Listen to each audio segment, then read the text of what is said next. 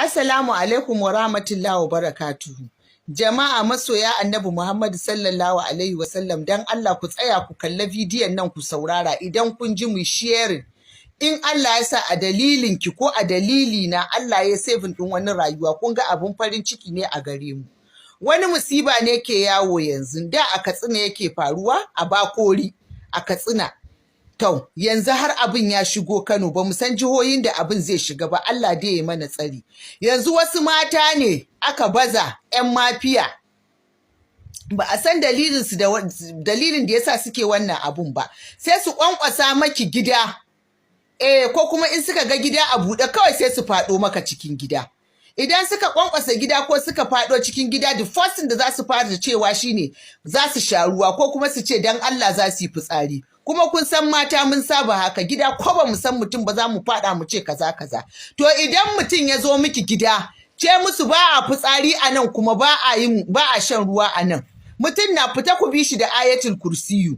Mugaye ne, azzalumai ne. Mugaye ne, azzalumai ne. Ubangiji Allah kai mana katangan karfe da su. A bakka ma da talaucin nan da masara ya zama 1516. Shinkafa gerawa 2728. Abanmu da wannan mana. Sannan kuma an ce wasu mazajen wai ana kwashe musu balance. Shi ma abin ya dawo. Dama can yi ana yayinsa da can to abin ya dawo.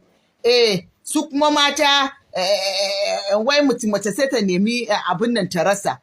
Su dai maza ana kwashe musu balance a yanda suka faɗa, saboda ba na so in faɗa me ke faru, in faɗi sunan abun a ce na yi batsa. Kowa dai ya gane me nake nufi.